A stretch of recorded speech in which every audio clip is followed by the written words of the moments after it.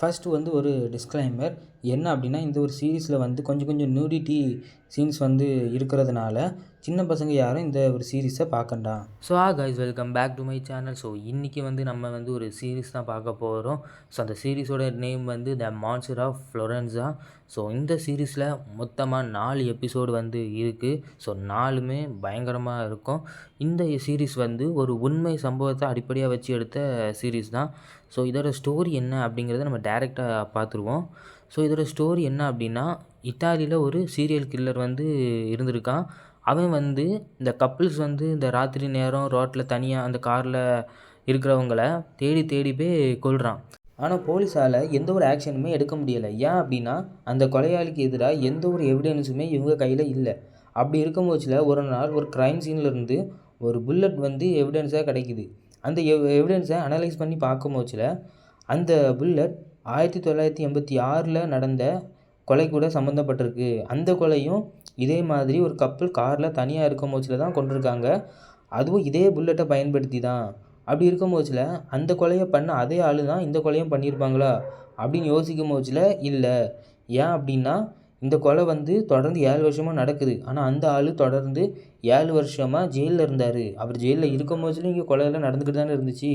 அப்படி இருக்கும் போச்சில் அவர் எப்படி கொலை பண்ணியிருப்பார், இதுக்கு பின்னாடி வேறு யாரோ இருக்காங்க அப்படிங்கிறத தெரியணும். அப்படிங்கிறதுக்காண்டி அந்த 1986 நடந்த கொலையை விசாரித்த போலீஸ்கிட்ட போய் கேட்குறாங்க.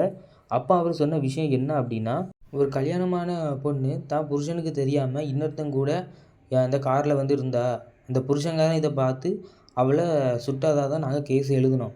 ஆனால் எங்களுக்கு தெரிஞ்ச வரைக்கும் அந்த புருஷன் தான் அவனை சுட்டிருப்பானா அப்படின்னு கேட்டால் இல்லைன்னு தான் நாங்கள் சொல்லுவோம். ஏன் அப்படின்னா, அவனுக்கு எப்படி சுட்டோம், எந்த மெத்தடில் சுட்டோம் அப்படிங்கிற ஒரு விஷயமும் தெரியலை. அப்படி இருக்கும்போது அவன் செஞ்சுருக்க மாட்டான். அவன் யாரையோ காப்பாற்றுறதுக்காக தான் மேலே பழிய போட்டிருக்கான் அப்படின்னு இவர் வந்து சொல்கிறாரு. இதை கேட்ட அந்த போலீஸ் ஆஃபீஸர் எல்லாருமே அந்த ஒரு ஜெயிலில் இருந்த ஆளை போய் பார்க்க போகிறாங்க. அவர் இப்போ ரிலீஸ் ஆகிட்டார். ஸோ அவரை போய் பார்க்க போகிறாங்க. அவருமே நடந்த எல்லா விஷயத்தையுமே சொல்கிறாரு. இந்த மாதிரி என் ஒய்ஃப் வந்து என்ன விருப்பம் இல்லாமல் தான் கல்யாணம் பண்ணாங்க. ஆனால் ஓகேவா நாங்கள் 2 பேருமே சந்தோஷமான வாழ்க்கை தான் வாழ்ந்துக்கிட்டு இருந்தோம். அப்போ வந்து ஒருத்தன் எங்கள் வீட்டுக்கு வந்தான். அவன் வந்து என் கண்ணு முன்னாடியே என் ஒய்ஃபை வந்து என் ஒய்ஃப்கிட்ட தப்பாக நடந்துக்கிட்டான். ஆனால் என்னால் எதுவுமே பண்ண முடியாமல் நான் ஒரு ஜடம் மாதிரி அங்கே நின்னேன். அதுலேருந்தே என் ஒய்ஃப் வந்து என்னை விட்டு விலக ஆரம்பித்தா. விலகி மற்ற ஆம்பளைங்க கூட போக ஆரம்பித்தா. ஸோ இப்படி இருந்ததுனால எனக்கு அவன் மேலே ஒரு வெறுப்பு வந்துச்சு. அப்போ அவனோட காதலும் கூட இருக்கும் போச்சில் நான் வந்து அவளை சுட்டுட்டேன் அப்படின்னு இவன் வந்து சொல்லுவான். அப்போ வந்து அங்கே வந்து என் பையனுமே இருந்தான். அவனுக்கு நான் தான் அவங்க அம்மாவை கொலை பண்ணது தெரியக்கூடாது அப்படிங்கிறத நினச்சி நான் அங்கேருந்து கிளம்பிட்டேன். அதுக்கப்புறம் அவன் அங்கேருந்து மெல்ல நடந்து போய் அங்கே இருக்கிற ஒரு வீட்டோட கதவை தட்டி இந்த மாதிரி விஷயத்தெல்லாம் சொல்லி போலீஸை வர வச்சான். ஸோ போலீஸ்கிட்ட நான் பேசும்போச்சில் இந்த மாதிரி எனக்கு எந்த விஷயமும் தெரியாது அப்படிங்கிற மாதிரி தான் பேசினேன். என் பையனுமே அந்த மாதிரி தான் பேசினான். நான் ஆல்ரெடி சொல்லி கொடுத்து தான் அவனை கூட்டிகிட்டு போனேன் அப்படிங்கிற மாதிரி எல்லா விஷயத்தையும் சொல்கிறான். அப்போ போலீஸ் வந்து என்ன சொல்கிறாங்க அப்படின்னா, நீ சொல்கிறது பொய். ஏன் அப்படின்னா, அங்கே உள்ள பாதை வந்து ரொம்பவும் கரடு முரடாக இருக்கும். அங்கேருந்து நடந்து போகிறது வந்து ரொம்ப கஷ்டம். அதுவும் அவன் சின்ன பையன். சின்ன பையன் அங்கேருந்து போயிருக்க மாட்டான். அப்படியே அவன் போனாலுமே அவன் ஷூஸ் வந்து கிழிஞ்சிருக்கணும், அழுக்குப்பட்டிருக்கணும். ஆனால் அவன் கால் வந்து அப்படி அந்த ஷூஸ் வந்து அழுக்காகலை, கிழியவும் செய்யலை. அவனை யாரோ தூக்கி கொண்டு அந்த வீட்டில் கொண்டு விட்டுருக்காங்க. ஒன்று நீ விட்டுருக்கணும். நீ இல்லை அப்படிங்கும் போச்சில் உன் கூட யாரோ இருந்திருக்காங்க. அது யார் அப்படிங்கிறத உண்மையை சொல்லுங்கள். ஏன் அப்படின்னா, இன்னமும் அந்த கொலைகள் வந்து நடந்துக்கிட்டு தான் இருக்குது. பல அப்பாவி டீனேஜர்ஸ் இறந்துக்கிட்டு இருக்காங்க. நீங்கள் சொல்கிற அந்த பதிலை வச்சு தான் நாங்கள் அந்த கொலையாளியை கண்டுபிடிக்கணும். ஸோ ப்ளீஸ் சொல்லுங்கள் அப்படின்னு கேட்கும் போச்சில் இவர் வந்து பதற ஆரம்பிக்கிறாரு. கால்லாம் உதறி இதுக்கப்புறம் என்கிட்ட எதுவுமே கேட்காதீங்க அப்படின்ட்டு யார் மேலேயும் பயத்தில் அங்கேருந்து போகிறாரு. இதை பார்த்த இவங்களுமே கன்ஃபார்ம் பண்ணிடுறாங்க. ஆமாம், இவர் யார் மேலேயும் பயப்படுறாரு அப்படிங்கிற மாதிரி கன்ஃபார்ம் பண்ண உடனே இவங்களும் அங்கேருந்து போகிறாங்க. கொஞ்ச நேரத்துலேயே அவர் வந்து இந்த மாதிரி என் பையனை என் கண்ணில் காட்டுங்க, அப்புறம் நான் உண்மையை சொல்கிறேன் அப்படின்னு சொன்ன உடனேயுமே இவங்களுமே அவன் பையனை தேடி கண்டுபிடிச்சி கூட்டிகிட்டு வராங்க. அவன் பையனுமே ஒரு வளர்ந்துட்டான். அந்த பையனுமே அவங்க அப்பாவை கட்டி பிடிச்சி நான் உங்களை ரொம்ப மிஸ் பண்ணப்பா அப்படின்னு சொல்லியாச்சு. இப்போ வந்து இவர் வந்து உண்மையெல்லாம் சொல்ல ஆரம்பிக்கிறாரு. என்ன அப்படின்னா, ஒரு நாள் நான் வேலை செய்கிற இடத்துல இருந்து ஒருத்தன் வந்து என் வீட்டுக்கு வந்தான். ஸோ அவனுக்கும் என் ஒய்ஃபுக்கும் ஒரு தொடர்பு இருந்துச்சு. அவன் பேர் ஃப்ரான்சிஸ்கோ வின்சி. ஸோ அவனுக்கும் என் ஒய்ஃபுக்கும் தொடர்பு இருந்துச்சு. ஸோ என்னன்னு தெரில, என் ஒய்ஃப் வந்து அவனை கழட்டி விட்டுட்டு இன்னொருத்தன் கூட போக ஆரம்பித்தா. ஸோ இதனால அவன் வந்து ரொம்பவும் கோவப்பட்டான். ஸோ நானும் அதே மாதிரி அவன் மேலே கோவமாக இருந்தேன். இதை அவன் பயன்படுத்திக்கிட்டு என்னைய வந்து அந்த இடத்துக்கு கூட்டிகிட்டு போக வந்து அவன் வற்புறுத்தினான். ஸோ நாங்கள் 2 பேருமே அங்கே போனோம். அங்கே வந்து அவன் தான் என் ஒய்ஃபையும் அவள் கள்ளக்காதலையும் சுட்டான். நான் தான் சுட்டேன் அப்படிங்கிறத நீ வெளியே சொன்ன அப்படின்னா உன் பையனோட உயிரை வந்து நான் எடுத்துருவேன் அப்படின்னு சொல்லி அவன் என்னை மிரட்டினான்.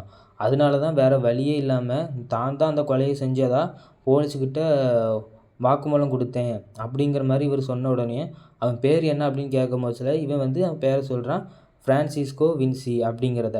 ஸோ இந்த எபிசோட் 1 பொறுத்த வரைக்குமே ஸோ இந்த நடந்த 1986 நடந்த அந்த கொலைகளை பற்றி விசாரிக்கிறது தான் இந்த ஒரு எபிசோட் 1 ஃபுல்லுமே போயிருக்கும். ஸோ அதான் இது மெயின் கேரக்டரோட ஃபுல் இதுவாகவும் கொண்டு போயிருப்பாங்க. ஸோ இப்போ நம்ம எபிசோட் 2 பற்றி பார்க்கலாம். எபிசோட் 2 பொறுத்த வரைக்குமே ஃபுல் அண்ட் ஃபுல் ஃப்ரான்சிஸ்கோவோட அந்த ஒரு பாயிண்ட் ஆஃப் வியூவில் இருந்து தான் நம்ம வந்து இந்த ஃபுல் எபிசோடையுமே பார்ப்போம். அந்த 1986 நடந்த கொலையில் ஃப்ரான்சிஸ்கோவோட பாயிண்ட் ஆஃப் வியூவில் இருந்து என்னென்ன விஷயங்கள் அப்படிங்கிறத நம்ம வந்து இந்த எபிசோடில் பார்ப்போம். அண்ட் ப்ரெசன்ட் டேயில் அந்த ஃப்ரான்சிஸ்கோ என்ன மாதிரியான லைஃப்பை வாழ்ந்துக்கிட்டு இருக்கான் அப்படிங்கிறதையுமே இந்த எபிசோடில் வந்து காட்டியிருப்பாங்க. ஸோ ஸ்டார்டிங்லேயே எபிசோட் 1 ஸ்டார்டிங்கில் எந்த இடத்துல கொலை நடந்துச்சோ அந்த இடத்துல இருந்து ஃப்ரான்சிஸ்கோ அவனோட வீட்டுக்கு போகிற மாதிரி காட்டுறாங்க. அவன் வீட்டுக்கு போன உடனேயே ரேடியோவில் இந்த மாதிரி போலீஸ் வந்து அந்த கொலையாளிக்கு எதிராக எவிடன்ஸ் வந்து எங்களுக்கு கிடச்சிருச்சு, கூடிய சீக்கிரத்துலேயே அந்த கொலையாளியை நாங்கள் கண்டுபிடிச்சிருவோம் அப்படின்னு சொன்னதுமே இந்த பக்கம் ஃப்ரான்சிஸ்கோவுக்கு வந்து ரொம்பவும் டென்ஷன் ஆகுது. டென்ஷனில் அங்கேருந்து வீட்டை விட்டு கிளம்பி போகிறான். அப்போ அவனோட ஒய்ஃப் வந்து நீங்கள் எங்கே போகிறீங்க என்ன ஏதுன்னு கேட்கும் போதுல அதெல்லாம் இப்படி கேட்காத அப்படின்னு சொல்லிட்டு அவன் வந்து அங்கேருந்து கிளம்பி இந்த கள்ள பாஸ்வேர்ட்லாம் ரெடி பண்ணுற ஒரு ஆளுக்கிட்ட போய் இந்த மாதிரி நான் வந்து இருக்கிறதுலே ரொம்ப ரொம்ப தூரமாக போகணும், யாருமே என்னை கண்டுபிடிக்காத மாதிரி நான் தூரத்துக்கு போகணும் அப்படிங்கிற மாதிரி இவன் வந்து சொல்கிறான். ஸோ அவனுமே ஓகே நீ எதுக்காக போகிற, உன் காரணம் என்ன அப்படிங்கிறது எனக்கு சொல்லிட்டு நான் ரெடி பண்ணி தரேன் அப்படின்னு சொன்னதுமே இவனும் எல்லா காரணத்தையும் சொல்கிறான். அது இந்த பக்கம் போலீஸ் ஃப்ரான்சிஸ்கோ காலை ரெக்கார்ட் பண்ணிக்கிட்டு இருக்காங்க. ஸோ அந்த டைம் வந்து அவன் வந்து ஒய்ஃபுக்கிட்ட பேசின எல்லா ரெக்கார்டையுமே அவங்க வந்து எடுக்கிறாங்க. ஸோ இப்படி அவங்க பண்ணிகிட்டு இருக்கும் போதுல கடைசியாக ஃப்ரான்சிஸ்கோ எந்த இடத்துல இருக்கான் அப்படிங்கிறத ட்ரேஸ் பண்ணி அவனையும் அரெஸ்ட் பண்ணிடுறாங்க. ஸோ அதுக்கப்புறம் அவன்கிட்ட எல்லாத்தையும் கேட்கும் போதுல தான் அவன் வந்து அது அந்த 1986 என்னென்ன மாதிரி பண்ணான் அப்படிங்கிற விஷயம் எல்லாத்தையுமே அவன் வந்து சொல்கிறான். உண்மைதான், நானும் ஸ்டெஃபனோட ஒய்ஃபும் தொடர்பில் இருந்தோம், ஆனால் நான் அவளை கொலை பண்ணலை. ஸோ அந்த ஸ்டெஃபனோ வந்து யாரையோ காப்பாற்றுறதுக்காக இந்த மாதிரி விஷயங்கள்லாம் பண்ணுறான், அதனால நீங்கள் அவனை போய் விசாரிங்க அப்படின்ட்டு இவன் வந்து சொல்கிறான். ஆனால் போலீஸ் வந்து அதை நம்பலை. ஸ்டெஃபனோவுமே வந்து இந்த மாதிரி விஷயத்தெல்லாம் சொல்கிறாரு, நீ தான் இந்த மாதிரி விஷயம் பண்ண, நீ என் ஒய்ஃப் கூட இருந்த, அது எனக்கு பிடிக்கலை. அண்ட் ஒய்ஃப் வந்து இன்னொருத்தங்க கூட போனதுன்னா நீ வந்து அவளை அங்கே போய் சுட்டுட்ட, கூட என்னையும் கூட்டிகிட்டு போனேன் அந்த மாதிரி சொல்லும் போதுல இந்த பக்கம் ஃப்ரான்சிஸ்கோவுக்கு வந்து கோவம் வந்துடுது. ஏன் பொய்யான ஒரு விஷயத்த என் மேலே சொல்கிற அப்படிங்கிற மாதிரி கோவம் வந்து அவனை போய் அங்கே அடிக்க போகிறான். அப்போ வந்து ஃப்ரான்சிஸ்கோ உண்மைதான், உனக்கும் எனக்கும் பிரச்சனை இருக்கிறது உண்மைதான், ஆனால் நான் உன் ஒய்ஃபை கொலை பண்ணலை, உன் ஒய்ஃபுக்கு எனக்கு தொடர்பு இருந்தது உண்மைதான், ஆனால் நான் ஒய்ஃபை கொலை பண்ணலை, வேறு யாரோ பண்ணியிருக்காங்க, அதை நீ என் மேலே தூக்கி போடுற, நீ யாரை காப்பாற்றுறன்னு எனக்கு தெரியாது, ஆனால் என்ன இந்த இதில் மாட்டி விட வேலையை வச்சுக்காத அப்படிங்கிற மாதிரி கோபத்தில் ஸ்டெஃபனோவை ஃப்ரான்சிஸ்கோ அடிக்க போயிடுறான். இப்போ 1986 ஃப்ரான்சிஸ்கோவுக்கும் ஸ்டெஃபனோவோட ஒய்ஃபுக்கும் என்ன மாதிரியான தொடர்புகள்லாம் இருந்துச்சு, அவங்க எப்படி மீட் பண்ணாங்க, அந்த ஒரு ரிலேஷன்ஷிப் வந்து எந்த மெத்தடில் முடிஞ்சிச்சு அப்படிங்கிறத வந்து ஒரு ரீகாப் மெத்தடில் போடுறாங்க. அதுவும் ஃப்ரான்சிஸ்கோட பாயிண்ட் ஆஃப் வியூலேருந்து இந்த எபிசோடில் வந்து காட்டுறாங்க. ஸோ ஃப்ரான்சிஸ்கோ வந்து ஒரு கன்ஸ்ட்ரக்ஷன் ஒர்க்கில் வேலை பார்த்துட்ருப்பான். ஆனாலுமே அவன் வந்து இந்த திருட்டு அப்படி இப்படின்னு செஞ்சுட்டு வந்துக்கிட்டு இருப்பான். அப்போ அவனோட துப்பாக்கி வந்து மறைக்கும் போதுல ஸ்டெஃபனோ வந்து அதை பார்த்துருவான். இப்போ ஸ்டெஃபனோக்கிட்ட எப்படியாவது ஃப்ரெண்ட்ஷிப் பிடிக்கணும், இல்லை நம்மளை பற்றின விஷயங்களை சொல்லிடுவான் அப்படிங்கிறதுனால அவனை வீட்டுக்கு உன்னை விட்றேன், என் கூட வண்டியில் ஏற நான் அவனை வீட்டில் விட்றேன் அப்படின்னு சொல்லிக்கிட்டு இவனையுமே அவனோட வண்டியில் ஏற்றிக்கிட்டு அவன் ஸ்டெஃபனோவோட வீட்டுக்கு ஃப்ரான்சிஸ்கோ போகிறான். ஸோ அப்படி போகும்போதுல அந்த இடத்துல தான் ஃப்ரான்சிஸ்கோ ஸ்டெஃபனோவோட ஒய்ஃபை வந்து மீட் பண்ணுறான். ஸோ இவங்க 2 பேருக்குமே பார்த்ததுமே பிடிச்சி போயிடுது. ஸோ இப்போ வந்து இவங்க 2 பேருமே ஒரு ரிலேஷன்ஷிப்பில் வந்து இருக்காங்க. ஸோ இதை தெரிஞ்சுக்கிட்ட ஸ்டெஃபனோ அவர் ஒய்ஃபு கூட அவள் விருப்பமே இல்லாமல் அவர் போய் இருக்க பார்ப்பாரு. ஆனால் அந்த டைம் வந்து ஃப்ரான்சிஸ்கோ வீட்டுக்குள்ளே தான் இருப்பான். ஸோ அப்போ அவன் வெளியே வந்து இவரை அடித்து போட்டுக்கிட்டு இவர் இருக்கும் போச்சுலேயே இவரோட ஒய்ஃபு கூட அவன் வந்து இருப்பான். ஸோ அவளுமே இதுக்கு சம்மதிச்சு தான் இது பண்ணுவாள். அண்ட் ஃப்ரான்சிஸ்கோ வந்து இவருக்கு ட்ரெஸ் வாங்கி கொடுக்குறது எல்லாம் பண்ணிக்கிட்டு இருக்கும் போச்சில் ஃப்ரான்சிஸ்கோட ஒய்ஃப் வந்து போலீஸ் கேஸ் கொடுத்துருவா. இந்த மாதிரி என் புருஷனை ஒருத்தி வந்து வசியம் பண்ணி அவள் கைக்குள்ள வந்து போட்டு வச்சுருக்கா, ஸோ அவளை வந்து நீங்கள் அரெஸ்ட் பண்ணுங்கள், இல்லை என் புருஷனை நீங்கள் அரெஸ்ட் பண்ணணும் அப்படிங்கிற மாதிரி கேஸ் கொடுத்த உடனே ஃப்ரான்சிஸ்கோ வந்து இருக்கிற இடத்துக்கு போகிறாங்க. ஃப்ரான்சிஸ்கோ எங்கே இருப்பான் அப்படின்னா ஸ்டெஃபனோவோட வீட்டில் தான் இருப்பார். ஸ்டெஃபனோவோட வீட்டில் அவரோட ஒய்ஃப் கூட இருந்த உடனே இந்த பக்கம் போலீஸ் வந்து ஃப்ரான்சிஸ்கோவை அரெஸ்ட் பண்ணி ஜெயிலுக்கு கூட்டிகிட்டு போயாச்சு. ஸோ இவர் ஜெயிலுக்கு போன டைமில் வந்து ஃப்ரான்சிஸ்கோ வந்து ஒரு வேலையை பார்ப்பார். என்ன அப்படின்னா எபிசோட் 1லேயே சால்வா வந்து சொல்லியிருப்பார், இந்த மாதிரி நான் இருக்கும் போச்சுலேயே என் கண்ணு முன்னாடியே என் ஒய்ஃபை வந்து ஒருத்தன் மேட்ரு பண்ணியிருப்பான் அப்படிங்கிற மாதிரி இவர் வந்து சொல்லியிருப்பார். அவனை வந்து இப்போ இவர் வந்து வீட்டுக்கு கூட்டிகிட்டு வராரு. அவன் பேர் வந்து சால்வா. இந்த சால்வா யார் அப்படின்னா ஃப்ரான்சிஸ்கோவோட அண்ணன் தான் இந்த சால்வா. இப்போ சால்வா அப்புறம் ஸ்டெஃபன்ஸோ இவங்க 2 பேருமே அவரோட ஒய்ஃபை வந்து ரொம்பவும் டார்ச்சர் பண்ணுறாங்க. ஸோ அவங்க விருப்பப்பட்ட எல்லாத்தையுமே அவளை வந்து செய்ய வைக்கிறாங்க.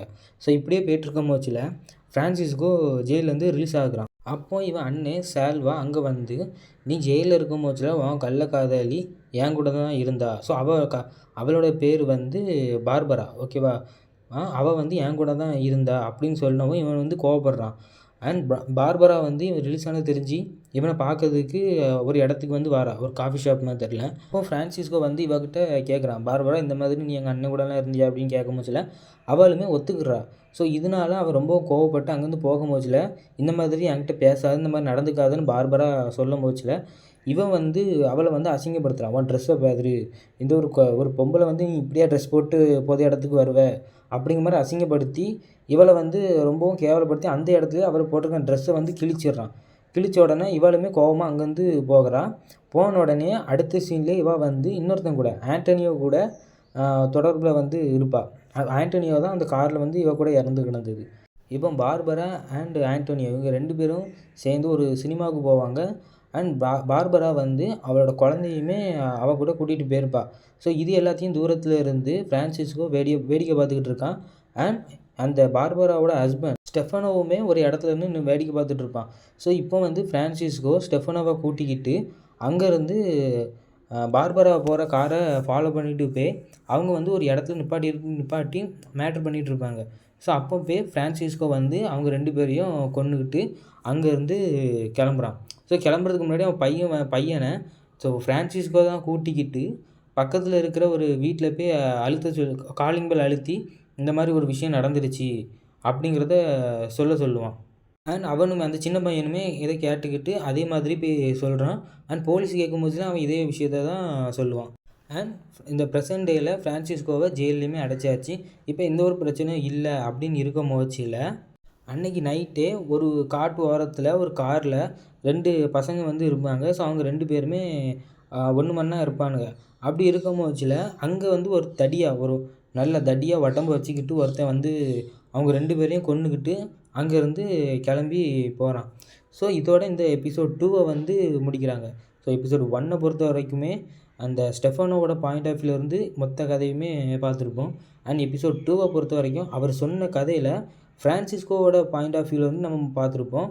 ஸோ இதுக்கப்புறம் எபிசோட் 3ல் ஸ்டெஃபனோவோட அண்ணனோட பாயிண்ட் ஆஃப் வியூலேருந்து நம்ம வந்து இந்த கதையை வந்து பார்ப்போம், ஓகேவா. இப்போ எபிசோட் 3ல் யாரோட பாயிண்ட் ஆஃப் வியூலேருந்து பார்ப்போம் அப்படின்னா ஜியோவானி யார் அப்படின்னா ஸ்டெஃபனோவோட அண்ணன். ஸோ இப்போ இவரோட பாயிண்ட் ஆஃப் வியூலேருந்து நம்ம பார்க்கணும் அப்படின்னா நம்ம வந்து 1959 அதாவது ஸ்டெஃபனோவுக்கு கல்யாணம் ஆன அந்த ஒரு வருஷத்துக்கு வந்து போக வேண்டியது இருக்குது. ஸோ இப்போ இவருக்கு வந்து கல்யாணம் ஆயிடுச்சு. கல்யாணம் ஆனோன்னே பார்பரா வந்து அங்கேயும் வெளியே சுற்றுறது, இந்த பாருக்கு போகிறது அப்படிங்கிற மாதிரியே இருக்கா. ஸோ இதனால் ஊரில் உள்ள எல்லாருமே இவங்க குடும்பத்தை வந்து தப்பாக பேசுகிறாங்க. ஸோ இது வந்து ஜியோவானிக்கு வந்து என்றைக்குமே பிடிக்கவே பிடிக்காது. அண்ட் இவங்க அப்பாவுக்குமே இது வந்து பிடிக்காதனால இவள் வந்து வீட்டை விட்டு வெளியே போகக்கூடாதுன்னு அப்படின்னு வீட்டுக்குள்ளேயே அடைச்சி வச்சிடுறாங்க. அப்போ வந்து ஒரு நாள் இவள் வீட்டில் தனியாக இருக்கும் போச்சில் இவங்களோட அப்பா வந்து பார்பரா கிட்ட தப்பாக நடந்துக்கிட ட்ரை பண்ணுவார். ஆனால் பார்பரா அவரை அடித்து போட்டுக்கிட்டு அங்கேருந்து கிளம்பிடுவா.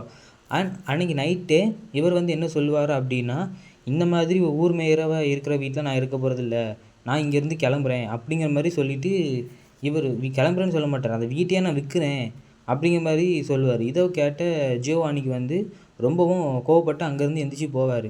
அண்ட் அப்படியே கட் பண்ணி ஒரு சில வருஷங்கள் வந்து போகுது. இப்போ ஜியோவானி பார்பராவும் ஃப்ரான்சிஸ்கோவும் ஒன்றா இருக்கிறத பார்த்துடுறா. ஒன்றா அதுவும் வெளியே வந்து ஒரு ஹோட்டலில் வந்து இருப்பாங்க. ஸோ அதை வந்து இவர் வந்து பார்த்துடுறாரு. விஷயத்த அவர் வீட்டுக்கும் போய் சொல்லும் போச்சில் அங்கே இருக்கிற எல்லாருமே என்ன சொல்லுவாங்க அப்படின்னா, அவள் நம்ம குடும்பத்துக்கு தேவையில்லை, அவளை வந்து நம்ம கொன்னுடுவோம் அப்படிங்கிற மாதிரி சொல்லுவாங்க.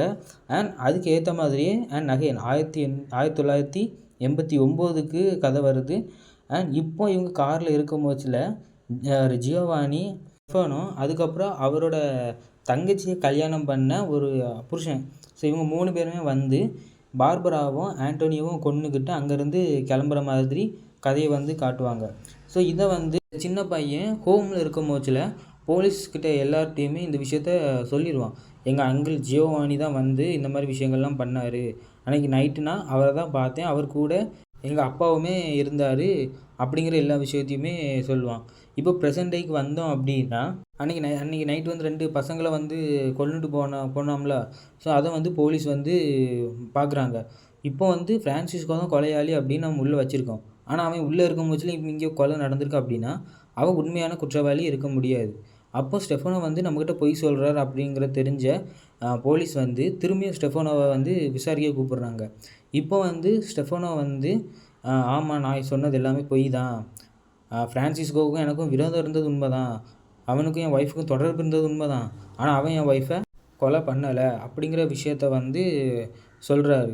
இதை கேட்ட போலீஸ் வந்து ஸ்டெஃபானோ மேலே கோவப்படுறாங்க அண்ட் ஃப்ரான்சிஸ்கோவை ரிலீஸுமே பண்ணிடுறாங்க. ஸோ இப்போ வந்து நடந்தது என்ன அப்படின்னு கேட்கும் போச்சில் இவர் வந்து சொல்கிறதுக்கு பயப்படுறாரு. அவங்க இதுக்கு சம்மதிக்க மாட்டாங்க, அவங்க என்ன கொன்றுவாங்க அப்படிங்கிற மாதிரி இவர் வந்து பயப்படுறாரு. ஸோ இதனால் கொஞ்சம் டைம் வந்து இவர் எடுத்துக்கணும் அப்படின்னு கேட்குறாரு. ஸோ இப்போ வந்து வீட்டுக்கு வந்து போன உடனேயுமே இவங்க அண்ணன் வந்து ஜியோவானி வந்து இவர்கிட்ட கேட்குறாரு, அவங்க என்ன உங்ககிட்ட கேட்டாங்க அப்படின்னு கேட்கும் போச்சில் இவர் வந்து நான் எதையுமே சொல்லலை, அவங்க என்கிட்ட துருவி கேட்டாங்க, நான் எதுவுமே பதில் சொல்லாமல் அங்கேருந்து வந்துட்டேன் அப்படின்னு சொன்ன உடனே இவருமே வீட்டுக்குள்ளே கூட்டிகிட்டு போய் ஓகே வாடா தம்பி அப்படிங்கிற மாதிரி பாசமலையை பொழிகிறாங்க. அன்றைக்கி நைட்டு ஜியோவானி வந்து ஒரு டேட்டு மெத்தடில் போவார். ஏன்னா இவருக்கு இன்னும் கல்யாணம் ஆகலை. இருக்கும் போச்சில் இவர் வந்து ஒரு ஓல்டு லேடி கூட ஒரு டேட்டிங் மெத்தடில் போகிறாரு. ஸோ அப்படி போகிறவர் என்ன பண்ணுறாரு அப்படின்னா, சும்மா இல்லாமல் அந்த ஓல்டு லேடியை ஒரு பாருக்கு கூட்டிகிட்டு போகிறாரு. அங்கே போன உடனே இந்த ஒரு கொலையாளியை பற்றி தான் பேசிக்கிட்டே இருக்கார். பேசுகிறாரு அவன் இந்த மாதிரி கொலையெல்லாம் பண்ணால் இவங்க தான் இதுக்கெல்லாம் சாட்சி அப்படிங்கிற மாதிரி எல்லா விஷயத்தையுமே சொல்கிறாரு. அண்ட் அவர் கையில் வந்து ஒரு கத்தி அது இதுன்ட்டு இந்த சின்ன இந்த நைஃபுமே கையில் வச்சுருக்கிறாரு. இப்படி இருக்கிறது எல்லாத்தையுமே அவள் வந்து பார்த்தோன்னே பயப்படுறா. பயந்தோடனே நம்ம இங்கேருந்து கிளம்பிடலாம் அப்படிங்கிற மாதிரி சொல்லிவிட்டு காரில் வந்து போகும்போச்சில் ஜியோவானி வந்து காரை வந்து ஒரு காட்டு பக்கமாக திருப்புறாரு. இதை பார்த்தா அந்த ஒரு ஓல்டு லேடி வந்து ரொம்பவும் பயப்படுறாங்க. ஆனால் அவர் வந்து நீ பயப்படாத அப்படின்ட்டு சொல்லிவிட்டு அவர் வந்து ஒவ்வொரு விஷயமா சொல்கிறாரு. அந்த கொலை வந்து இங்கே தான் நடந்துச்சு, அப்படி நடந்துச்சு, இப்படி நடந்துச்சு, அவங்க இந்த மாதிரி விஷயங்கள்லாம் பண்ணுவாங்க, இங்கே ஆளுங்கள்லாம் இருக்காங்க பாரு அப்படிங்கிற மாதிரி சொல்லி இவங்க அந்த ஓல்டு லேடியை ரொம்பவும் பயமுறுத்துறாரு. அண்ட் ஒரு இடத்துல போய் நிற்குது. அந்த ஓல்டு லேடி இங்கே வந்து எதுக்கு நம்ம நிற்கிறோம் அப்படின்னு கேட்கும்போச்சில் அந்த கொலை அந்த கொலை நடந்தது இங்கே இடத்துல தான், 1986 நடந்த கொலை இந்த இடத்துல தான் நடந்துச்சு அப்படின்னு சொல்லிட்டு அந்த கொலை என்னென்ன மாதிரி நடந்துச்சு அப்படிங்கிற எல்லா விஷயத்தையுமே இவர் செஞ்சு காட்டுறாரு. செஞ்சு காட்டணுன்னு இவளுக்கு ரொம்பவும் பயம். கத்தி எடுத்து தான் குத்த போகிறாரு. ஆனால் குத்தலை. ஆனால் குத்துற மாதிரி ஆக்ஷன் பண்ணுறாரு. ஸோ இவருக்கு வந்து ரொம்பவும் பயம். இங்கேருந்து கிளம்பலாம் அப்படின்னு சொல்லவும் காரை எடுத்துக்கிட்டு அங்கேருந்து கிளம்பி ஒரு கல்ற மாதிரி இருக்கு. கல்ற தான். ஸோ அங்கே வந்து இவங்க வந்து போகிறாங்க. போன உடனே அங்கே வந்து இவ வந்து ரொம்பவும் பயப்படுறா. ஏன்னா கல்றைக்கு கூட்டிகிட்டு போகிறான், இந்த மாதிரி விஷயங்கள்லாம் சொல்கிறான் அப்படிங்கிற மாதிரி கேட்டோடனே இந்த ஓல்டு லேடி வந்து ரொம்பவும் பயப்பட ஆரம்பிக்கிறாங்க. அப்போ அவன் கார் அங்கே கல்ற பக்கம் நிப்பாட்டிட்டு அந்த ஓல்டு லேடியை அவன் அங்கே இங்கேயும் தொட ஆரம்பிக்கிறான். ஸோ அப்படி தொடங்கும்போதுல அந்த ஓல்டு லேடியுமே இதெல்லாம் இப்போதைக்கு வேண்டாம் அப்படின்னு சொல்லி அவனை தள்ளி விடவும் இவன் கோபத்தில் அங்கேருந்து கிளம்பி போகிறான். அப்போ அந்த ஓல்டு லேடி இறங்கி காரோட டிக்கியை திறந்து அதுக்குள்ளே இருக்கிற பொருள் எல்லாத்தையுமே அவள் வந்து பார்க்குறா. அதுக்குள்ளே என்னென்ன பொருள்லாம் இருக்குது அப்படின்னா கயிறு, பொண்ணுங்களோட ஃபோட்டோஸோ இந்த மாதிரி எல்லா விஷயமும் இருக்குது. இதை பார்த்த அந்த ஒரு ஓல்டு லேடி பயந்து அங்கேருந்து ஓட ஆரம்பிக்கிறா. ஸோ இதை வந்து அவன் பார்த்துட்டு கார் எடுத்து துரத்த ஆரம்பிக்கிறான். ஆனாலுமே அந்த ஓல்டு லேடி அவங்ககிட்டேருந்து தப்பிச்சு போலீஸ் ஸ்டேஷனுக்கு போய் அந்த ஒரு மான்ஸ்டர் வந்து யாருன்னு எனக்கு தெரியும் அப்படின்னு சொல்லி ஜியோவானி பேரை சொல்கிறா. அடுத்த நாள் காலையிலேயே ஜியோவானியோட வீட்டுக்கு போய் அவரை வந்து அரெஸ்ட் பண்ணியாச்சு. அண்ட் அவர்கிட்ட விசாரிக்கும் போச்சுல அவர் வந்து என்ன சொல்கிறாரு அப்படின்னா, இந்த பாருங்க எங்களுக்கு அவன் மேலே கோவம் இருந்தது உண்மைதான், ஆனால் நாங்கள் அவளை கொலை பண்ணலை அப்படின்னு எல்லா விஷயத்தையுமே இவர் வந்து சொல்கிறாரு. அப்போ போலீஸ் வந்து ஒரு ஆதாரத்தை காட்டுறாங்க. உன் தம்பியோட வாலெட்டில் இருந்தால் இந்த ஒரு விஷயத்த நாங்கள் எடுத்தோம், நீ தான் அவனுக்கு வந்து இந்த லெட்டரை வந்து எழுதியிருக்கா, இந்த மாதிரி அவனோட பையன் மச்சானோட பேரை சொல்ல ஆரம்பிச்சிட்டான், ஸோ அப்படி இருக்கும் போச்சுல நம்மக்கிட்டேயும் வந்துடுவான், அதனால கேஸை வந்து திருப்பி விடாததுக்கு முயற்சி பண்ண அப்படின்னு நீ தான் உன் தம்பிக்கு இந்த லெட்டரை வந்து எழுதியிருக்க, அதுவும் நீ வேலை செய்கிற இடத்துல தான் இந்த பிரிண்ட்டும் ஆயிருக்கு அப்படிங்கிற மாதிரி அந்த லெட்டரையுமே எடுத்து காட்டுறாங்க. அண்ட் இவர் வந்து சொன்னதே சொல்கிறாரு, நான் அந்த கொலையே பண்ணலை, எனக்கு அந்த கொலைக்கும் எந்த ஒரு சம்மந்தமும் இல்லை, அவன் மேலே கோவம் இருந்துச்சு, ஆனால் நான் அந்த கொலையை பண்ணலை அப்படிங்கிற மாதிரி சொல்கிறாரு. ஆனாலுமே போலீஸ் வந்து நம்பலை. இவரை வந்து அரெஸ்ட் பண்ணி ஜெயிலில் கொண்டு போடுறாங்க. அண்ட் மறுபடியும் அதே மாதிரி ஸோ எபிசோட் 2ல் எப்படி நடந்துச்சோ அதே மாதிரி நைட் டைம் ஒரு காதல் ஜோடி வந்து தனியாக காரில் இருக்கும் போச்சில் ஒருத்தன் வந்து அவங்க 2 பேரையும் கொன்னுட்டு அந்த பொண்ணோட உடம்புலேருந்து ஒரு உறுப்பை மட்டும் எடுத்துக்கிட்டு அவன் அங்கேருந்து கிளம்புறான். இந்த விஷயம் வந்து அந்த போலீஸ் ஆஃபீஸர்ஸ் எல்லாத்துக்குமே தெரிய ஆரம்பிக்குது. அதை விசாரிக்கிற ஒரு லேடி போலீஸுமே இருப்பாங்க. ஸோ அவங்க வந்து தான் விசாரிப்பாங்க. ஸோ அவங்களுக்குமே இந்த ஒரு விஷயம் வந்து தெரிய வருது. அப்போ இந்த கொலைகளை வந்து யார் தான் பண்ணுறா? ஸோ ஃப்ரான்சிஸ்கோவை கொலை பண்ணுறான்னு உள்ளே வச்சோம், அவனும் பண்ணலை. இப்போ ஜியோவானியுமே உள்ளே இருக்கார். அப்போ அவருமே இந்த கொலையை பண்ணியிருக்க மாட்டார். அப்போ வெளியே இருந்து கொலையை பண்ணுறது யார்? ஸ்டெஃபனோ யாரை காப்பாற்றுறதுக்காக இந்த விஷயங்கள்லாம் பண்ணிகிட்ருக்காரு அப்படிங்கிற மாதிரி கேள்விகள் வந்து அவங்களுக்கு வந்து வருது. எல்லாத்துக்கும் பதில் எபிசோட் 4ல் இவங்களுக்கு கிடைக்குமா அப்படிங்கிறத உடனே நம்ம பார்த்துடலாம். ஸோ எபிசோட் 4ல் வந்து யாரோட பாயிண்ட் ஆஃப் வியூலேருந்து இந்த ஒரு கதை வந்து நகரப்போகுது அப்படிங்கிறதையும் நம்ம வந்து பார்க்கலாம். அண்ட் ஸ்டெஃபனோ வந்து யாரை காப்பாற்றுறதுக்கு இவ்வளோ விஷயங்கள்லாம் பண்ணிக்கிட்டு இருக்காரு அப்படிங்கிற எல்லா விஷயத்தையுமே எபிசோட் 4ல் வந்து சொல்லியிருக்காங்க. ஸோ நம்ம எபிசோட் 4 வந்து உடனே நம்ம பார்ப்போம். இப்போ எபிசோட் 4ஓட ஸ்டார்டிங்லேயே யாரை காட்டுறாங்க அப்படின்னா சால்வாவை தான் காட்டுறாங்க. அவர் வந்து ஆர்மிலேருந்து திரும்பி வந்த உடனே அவரோட ஃப்ரெண்டு வந்து பார்க்க போகிறாரு. இவங்க 2 பேருக்குமே ஒரு ரிலேஷன் இருக்கும். ஸோ இந்த சால்வா வந்து ஒரு கே, ஓகேவா? ஸோ இவங்க 2 பேருக்கும் ரிலேஷன் இருக்கும். இது வந்து வெளியே யாருக்கும் தெரியக்கூடாது அப்படிங்கிறதுனால இவர் வந்து ஒரு பொண்ணை வந்து கல்யாணம் பண்ண முயற்சி பண்ணுவார். ஆனால் அந்த பொண்ணு வந்து அதுக்கு ஒத்துக்கிட மாட்டா. அப்படி இருக்கும்போது சில நீ எப்படி என்ன ஒத்துக்காமல் போகலாம் அப்படின்னு இந்த சால்வா என்ன பண்ணுவான் அப்படின்னா அந்த பொண்ணை அங்கேயே ரேப் பண்ணி கொஞ்ச நாள் அவங்களுக்கு குழந்தையும் பிறக்குது, அந்த கல்யாணமும் நடந்துடுது. ஸோ இப்படி இருக்கும்போதுல அந்த பொண்ணு வந்து அவனோட ஒரு லவ்வர் கூட தனியாக இருக்கிறத சால்வா பார்த்து இந்த பொண்ணை வந்து கொன்னுடுறான். இப்போ வந்து இந்த சால்வா வந்து யாரை மீட் பண்ணுறான் அப்படின்னா ஸ்டெஃபனோவை மீட் பண்ணுறான். அண்ட் ஸ்டெஃபனோவுமே இவரை வந்து தன்னோட வீட்டுக்கு வந்து கூட்டிகிட்டு போகிறாரு. ஸோ இந்த மாதிரி தான் இவங்க வந்து மீட் பண்ணிக்கிடுறது, ஓகேவா? ஸோ இப்போ ஸ்டெஃபனோ வந்து வீட்டுக்கு கூட்டிகிட்டு போன உடனேயே அங்கே என்ன நடந்துச்சு அப்படிங்கிறத எபிசோட் 1ல் காட்டியிருப்பாங்க. அதுக்கு முன்னாடி என்ன நடந்துச்சு அப்படிங்கிறத இந்த எபிசோடில் தான் காட்டுறாங்க.